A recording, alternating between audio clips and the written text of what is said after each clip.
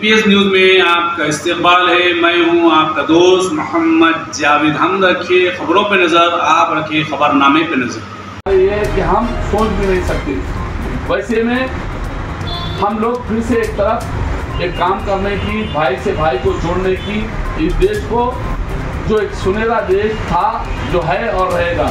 अंग्रेज़ों ने कोशिश की थी इस देश के अंदर हिंदू मुसलमान और सिख ईसाई को लड़ाने की। जब गांधी जी ने कहा था कि मैं जब तक खाना नहीं खाऊंगा जब तक कि हिंदू मुसलमान एक साथ जीने का नहीं तय कर लेते, और उन्होंने मरण धरत रख दिया और काफ़ी दिन वो भूखे रहे।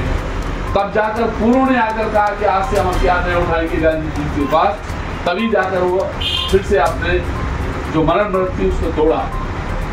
आज गांधी के विचार पे चलने के लिए कम से कम आज हम ये चीज़ के अहद ले कि हम कम से कम एक पड़ोसी को जो इस्लाम सिखाता है, जो मुसलमानों का धर्म सिखाता है, वो ये है कि अगर पड़ोसी कोई भी जात का हो, कोई भी धर्म का हो, कोई भी हो, अगर वो भूखा सोता है तो ना तुम्हारी नमाज कबूल है, ना तुम्हारा रोज़ा कबूल है, ना तुम्हारा खाना कबूल है। ये धर्म हर मुसलमान को जानना पड़ेगा और हर हिंदू भाई को वो जानना पड़ेगा कि आप लोग कोई भी मानव सेवा, माधव सेवा के सामने आपके बाजू रहने वाला वो एक मानव है, उसकी सेवा करना अपने भगवान की सेवा करने के बराबर है।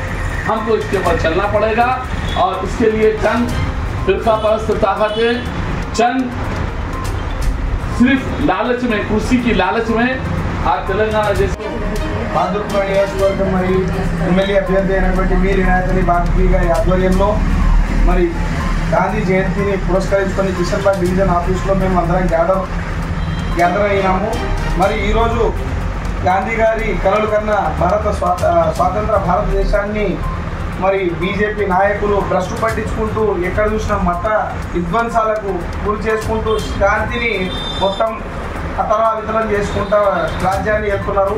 ఇటువంటి దురదృష్టమైన రావణ రాజ్యాన్ని మనం వదులుకొని సస్యశ్యామలమైన రామరాజ్యం వైపు పొందాలంటే మరి బీఆర్ఎస్కి మరి సపోర్ట్ చేసుకుంటూ మరి ఈరోజు మేము బీఆర్ఎస్కి ఎందుకు సపోర్ట్ చేయాలంటున్నామంటే గత 9 సంవత్సరాలు కానీ 10 సంవత్సరాల బీఆర్ఎస్ పరిపాలనలో తెలంగాణ ఎక్కడ కొత్తగా పుట్టిన తెలంగాణను మరి మొత్తం దేశంలో ఉన్న 29 రాష్ట్రాలకు దిక్సూచిగా ముందుకు నడిపించుకుంటూ మరి అభివృద్ధి అంటే తెలంగాణ వైపు చూడాల్సిన దిశగా మరి కేసీఆర్ గారు నిర్మించారు। మరి ఆ విషయంలో మరి మా అభ్యర్థి అయినటువంటి మీర్ ఇనాయత్ అలీ బాక్రీ గారిని బలపరుచుకుంటూ మరి వారు హిందూ ముస్లిం సఖ్యత కోసం మరి కొత్తగా ఆర్గనైజేషన్ స్టార్ట్ చేశారు, దర్గా భాయ్ బంధు। ఇటువంటి ఆలోచనలతోటి మరి సెక్యులరిజంకి ఒక ఆలోచన ముందుకు వేసుకుంటూ మా అభ్యర్థి అయినటువంటి బాక్రీ గారికి మేము అందరం తోడై ఉంటాము।